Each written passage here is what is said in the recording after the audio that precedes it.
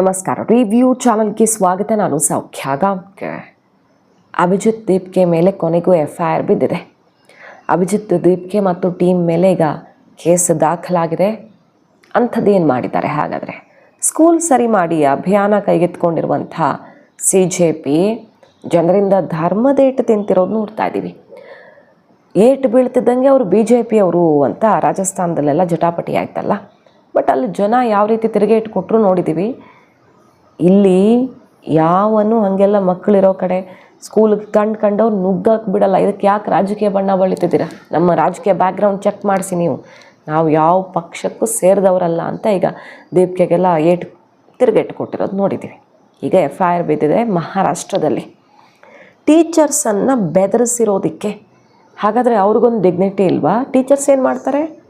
ಸರಿ, ಈ ವ್ಯವಸ್ಥೆ ಸರಿಯಾಗಬೇಕು, ಸರಿ ಮಾಡೋದಕ್ಕೆ ಸರಿಯಾದಂಥ ಒಂದು ಕನ್ಸ್ಟ್ರಕ್ಟಿವ್ ದಾರಿಯಲ್ಲಿ ಹೋಗಬೇಕಾಗಿದೆ ಮತ್ತು ಎಲ್ಲ ರಾಜ್ಯಗಳಲ್ಲೂ ಹೋಗಬೇಕಾಗಿದೆ. ಬರೀ BJP ಆಡಳಿತದ ರಾಜ್ಯಗಳಲ್ಲಿ ಸ್ಕೂಲ್ ಪರಿಶೀಲನೆ ಮಾಡೋದಲ್ಲ ಅಲ್ವಾ? ಮಹಾರಾಷ್ಟ್ರದಲ್ಲಿ, ರಾಜಸ್ಥಾನದಲ್ಲಿ, ವೆಸ್ಟ್ ಬೆಂಗಾಲಲ್ಲಿ ಅಲ್ಲಷ್ಟೇ ಪರಿಶೀಲನೆ ಮಾಡೋದಲ್ಲ.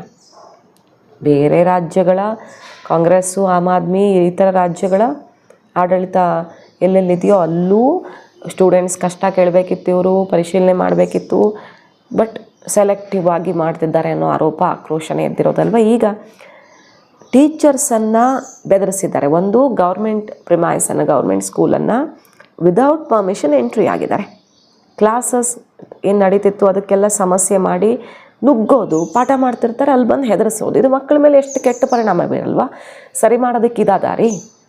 ಸರಿ, ಈಗ ನಮ್ಮ ದೇಶದ ಅಂತ ನಮ್ಮ ಮಕ್ಕಳಿಗೆ ಎಷ್ಟೇ ಬಡವರಾಗಲಿ, ಯಾವ ಶಾಲೆಯಲ್ಲಿ ಓದ್ತಾ ಇರಲಿ, ಒಂದು ಪ್ರೀತಿ ಗೌರವ ಇರುತ್ತೆ.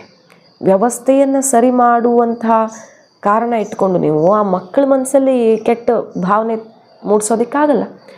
ಸ್ಕೂಲೊಳಗೆ ನುಗ್ಗೋದಂತೆ, ನಮ್ಮ ದೇಶದ ವ್ಯವಸ್ಥೆ ಬಗ್ಗೆ ಬರೀ ಕೆಟ್ಟದ್ದು ಹೇಳೋದಂತೆ.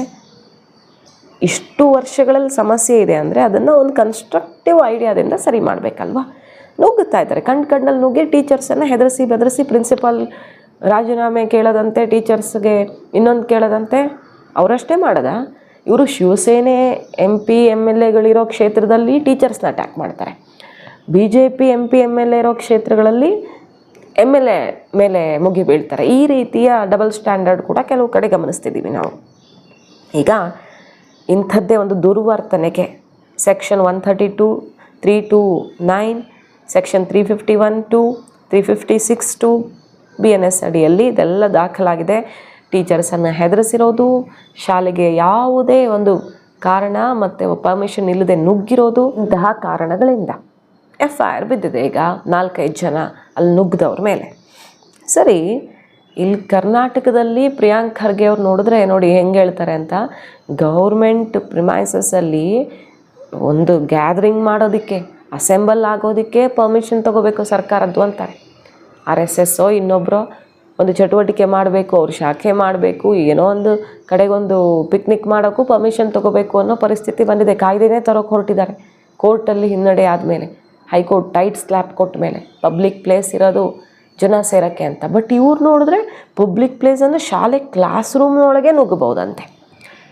ಅದ್ರ ಬಗ್ಗೆ ಯಾರೂ ಮಾತಾಡ್ತಿಲ್ಲ. ಇದ್ರ ಬಗ್ಗೆ ಯಾರಿಗೂ ಏನೂ ಅನ್ಸೋದೇ ಇಲ್ವಾ? ಮಕ್ಕಳಿರೋ ಜಾಗಕ್ಕೆ ಹೋಗಿ ನುಗ್ತಾರೆ ಕ್ಲಾಸ್ ರೂಮ್ನೊಳಗಡೆ, ಬಾಯಿಗೆ ಬಂದಂಗೆ ಟೀಚರ್ಸ್ಗೆ ಅವರು ಮಕ್ಕಳ ಮುಂದೆನೇ ಬೈತಾರೆ ಅಂದರೆ ಇದು ಸರಿಯಾದ ರೀತಿನ ಸ್ಕೂಲ್ ರೆಡಿ ಮಾಡೋಕ್ಕೆ ಇವರು? ಸೊ ಈಗ ಸಿಕ್ಕಾಪಟ್ಟೆ ಆಕ್ರೋಶದ ನಡುವೆ ಕಂಪ್ಲೇಂಟು ರಿಜಿಸ್ಟರ್ ಆಗಿದೆ. ಸಂಕಷ್ಟ ಬಂದೊದಗಿದೆ ಈಗ ದೀಪಿಕೆಗೆ. ಹೋದಲ್ಲಿ ಬಂದಲ್ಲಿ ಟೀಚರ್ಸ್ ಬೆದರಿಸ್ಕೊಂಡು ಕೂತಿದ್ದಾರೆ. ರಾಜಸ್ಥಾನದಲ್ಲಿ ಯಾಕೆ ಅಟ್ಯಾಕ್ ಆಯ್ತು ಇವ್ರ ಮೇಲೆ?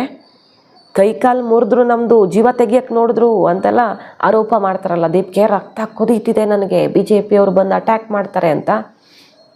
ಯಾರಿಗೂ ಏನೂ ನೋವಾಗಿಲ್ಲ. ಬ್ಯಾಂಡೇಜ್ ಹಾಕ್ಕೊಂಡು ಬಂದು ಅದೊಂದು ಹೈ ಡ್ರಾಮಾ ಸೃಷ್ಟಿ ಮಾಡಿದ್ರು ಅನ್ನೋ ಆಕ್ರೋಶನೂ ಎದ್ದಿದೆ ಈಗ. ಹೊಡೆದ್ರು ಅಂತ, ಮಾಬ್ ಲಿಂಚಿಂಗ್ ಥರ ಏನೋ ಟ್ರೈ ಮಾಡಿದ್ರು ಅಂತ. ಅಲ್ಲ, ಅಂಥದ್ದೇನೂ ಆಗಿಲ್ಲ. ಜನ ಹೆದರಿಸಿ ಕಳಿಸಿದ್ದಾರೆ. ನೀವು ಹೆಂಗೆ ಟೀಚರ್ಸು ಹೆದರಿಸ್ತೀರಾ, ಶಾಲೆಗೆ ನುಗ್ತೀರಾ? ಈಗ CJP ಅವರು ಅಂದ್ಕೊಂಡು ಯಾರು ಬೇಕಾದರೂ ಬರ್ಬೋದು ನಾಳೆ ಶಾಲೆಗೆ. ಹೀಗೆ ಬಿಡ್ತಾ ಹೋದರೆ ಈಗ ರೂಲ್ಸ್ ತಂದಿದ್ದಾರೆ.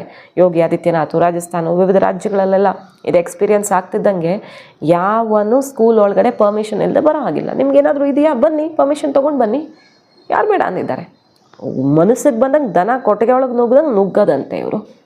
ಸೊ ಈ ರೀತಿಯ ವರ್ತನೆ ಎಷ್ಟು ಕೆಟ್ಟ ಪರಿಣಾಮ ಬೀರುತ್ತೆ ಸಮಾಜದ ಮೇಲೆ ಅನ್ನೋದನ್ನು ಯೋಚಿಸ್ತಿಲ್ವ ಇವ್ರಿಗೆ ಎಷ್ಟೇನೋ ಗೊತ್ತಿರೋದು.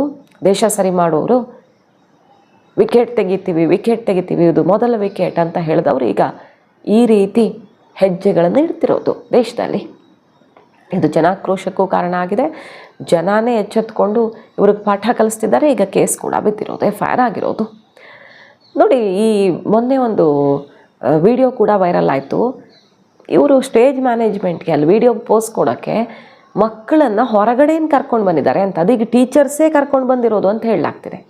ಇವ್ರು ಹೇಳ್ತಿರೋದು ಹಾಗೆ, CJP ಅವ್ರು, ನಾವಲ್ಲ, ಎಲ್ಲೆಲ್ಲಿಂದನೋ ಮಕ್ಕಳನ್ನ ಕರ್ಕೊಂಡು ಬಂದು ಕೂರಿಸಿದ್ದಾರೆ ಅಂತ. ಬಟ್ ಅಲ್ಲಿ ಮಕ್ಕಳನ್ನು ತಮಗೆ ಬೇಕಾದಂತೆ ಅರೇಂಜ್ ಮಾಡ್ಕೊಳ್ತಿದ್ದಾರೆ ಅನ್ನೋ ಆರೋಪ ಕೂಡ ಕೇಳಿಬರ್ತಿದೆ. ಯಾವ್ದು ಸತ್ಯ ಯಾವ್ದು ಸುಳ್ಳು ಏನಾದರೂ ಹಾಕ್ಕೊಳ್ಳಿ, ಇವರು ನುಗ್ಗೋ ಹಾಗಿಲ್ಲ. ಹಾಗೆಲ್ಲ ವೆಸ್ಟ್ ಬೆಂಗಾಲಲ್ಲಿ ನೋಡಿ, ಅಂದರೆ ಸೆಲೆಕ್ಟಿವ್ ಆಗಿ BJP ಆಡಳಿತ ಇರೋ ರಾಜ್ಯಗಳಲ್ಲಿ. ವೆಸ್ಟ್ ಬೆಂಗಾಲಲ್ಲಿ ಏನಾಯಿತು, ಸ್ಕೂಲ್ ಟೀಚರ್ ಅಭಿಯಾನ ಮಾಡ್ತಾರಂತೆ. ಅಲ್ಲೊಬ್ಬರು ಯುವಕ ಸಾಥ್ ಕೊಟ್ಟು ವಿಡಿಯೋ ಮಾಡಿದ್ದಾರೆ. ಆ ಯುವಕನ ತಂದೆ ಮೇಲೆ ಅಟ್ಯಾಕ್ ಆಗುತ್ತೆ, ಆತ ಸಾಯ್ತಾನೆ.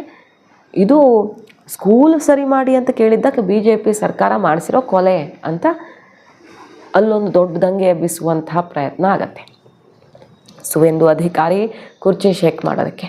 ಸೊ ಯಾರು ಪ್ರಖರ ಹಿಂದುತ್ವ ಅಥವಾ BJPಯ ಸ್ಟ್ರಾಂಗ್ CMಗಳು ಖಡಕ್ ನಿರ್ಧಾರ ತಗೊಳ್ಳುವಂಥ ರಾಜ್ಯಗಳಿವೆಯೋ ಅಲ್ಲಿ ಇನ್ನೂ ಜಾಸ್ತಿ ಟಾರ್ಗೆಟ್ ಮಾಡಲಾಗ್ತಿದೆ. ಇಲ್ಲಿ ಏನಾದರೂ ಅಸ್ಥಿರತೆ ಉಂಟು ಮಾಡಬೇಕು ಅಂತ ಅನ್ನೋದು ಕ್ಲಿಯರಾಗಿ ಕಾಣಿಸ್ತಿದೆ. ಇನ್ನು ನಿನ್ನೆ ಅಷ್ಟೇ ಒಂದು ರಿಪೋರ್ಟ್ ಮಾಡಿದ್ವಿ. ಬ್ರಿಕ್ಸ್ ಸಮ್ಮಿಟ್ ಸೆಪ್ಟೆಂಬರ್ 12-13 ನಡೆಯುತ್ತಲ್ಲ, ಆ ಟೈಮಿಗೆ ಕರೆಕ್ಟಾಗಿ ದೇಶವ್ಯಾಪಿ 10ನೇ ತಾರೀಕು ಸೆಪ್ಟೆಂಬರ್ 10, 2 ದಿನ ಮುಂಚೆ ಎಲ್ಲ ವಿದೇಶಿ ಗಣ್ಯರು ಡೆಲಿಗೇಷನ್ಸ್ ಎಲ್ಲ ಬಂದಿರುತ್ತಲ್ಲ, ಆಗೊಂದು ದೊಡ್ಡ ಹೋರಾಟ ದಂಗೆ ರೀತಿ ಏನೋ ಒಂದು ಮಾಡೋ ಪ್ಲ್ಯಾನ್ ಆಗ್ತಿದೆ ಅನ್ನೋ ಚರ್ಚೆಗಳು ಜೋರಾಗಿವೆ. ಅಫಿಷಿಯಲಿ ಅನೌನ್ಸ್ ಮಾಡಿಲ್ಲ CJP, ಬಟ್ ಪ್ಲ್ಯಾನಿಂಗ್ ರೆಡಿ ಆಗಿದೆ ಅಂತ. ಸೊ ದೇಶದ ಮಾನ ತೆಗೆಯೋದು, ದೇಶದಲ್ಲಿ ಸಮಸ್ಯೆ ಸೃಷ್ಟಿಸೋದು ಇವರ ಉದ್ದೇಶನೋ ನಿಜವಾಗಿ ಅವರು ಸ್ಟೂಡೆಂಟ್ಸ್ ಪರ ಇದ್ದಾರೋ ಅನ್ನೋದು ಎಕ್ಸ್ಪೋಸ್ ಆಗಿದೆ. ಜಾರ್ಖಂಡಲ್ಲಿ ತಲೆ ಒಡೆದಿದ್ದಾರೆ ಲಾಠಿ ಚಾರ್ಜ್ ಮಾಡಿ, ಯಾವನೂ ಹೋಗಿಲ್ಲ. ತೆಲಂಗಾಣದಲ್ಲಿ ಕುತ್ತಿಗೆ ಹಿಚ್ಚಕಿದ್ದಾರೆ, ವಿಡಿಯೋ ನೋಡಿದ್ದೀರಲ್ಲ, ಕುತ್ತಿಗೆ ಕೈ ಹಾಕಿ ಪೊಲೀಸರು ಪಾಲಿಟೆಕ್ನಿಕ್ ಸ್ಟೂಡೆಂಟ್ಸ್ ಹೋರಾಟ ಮಾಡಿದವ್ರಿಗೆ ಏನೇನು ಹಿಂಸೆ ಕೊಟ್ಟಿದ್ದಾರೆ. ಅವ್ರ ಕಾಲೆಲ್ಲ ಮುರಿದೋಗಿದೆ, ಫ್ರ್ಯಾಕ್ಚರ್ ಆಗಿದೆ. ಅವ್ರ ಕಡೆ CJP ತಲೆನೂ ಹಾಕ್ತಿಲ್ಲ. ಅದು ಸ್ಟೂಡೆಂಟ್ಸೇ ಅಲ್ಲ ಅನ್ನಿಸ್ತಿದೆ ಅವ್ರಿಗೆ. ಕರ್ನಾಟಕ KPSC ರೆಸಾರ್ಟ್ ಬುಕ್ಕಿಂಗು ಏನೇನು ನಡೆದಿದೆ ಇಲ್ಲ ಅಕ್ರಮ, ವಿದ್ಯಾರ್ಥಿಗಳು ಯಾವ ರೀತಿ ಹೋರಾಟಕ್ಕೆ ಇಳಿದಿದ್ದಾರೆ ನೋಡ್ತಾನೇ ಇಲ್ಲ. ಇಷ್ಟೆಲ್ಲದರ ನಡುವೆ CJPನ ಜನ ನಂಬಬೇಕಾ? ಇವರು ದೇಶ ಹಾಳು ಮಾಡುವಂತಹ ಈ ಕೆಲಸ ಸಪೋರ್ಟ್ ಕೊಡಬೇಕಾ ಅನ್ನುವಂಥದ್ದು ಈಗ ಎದ್ದಿರೋ ಪ್ರಶ್ನೆ.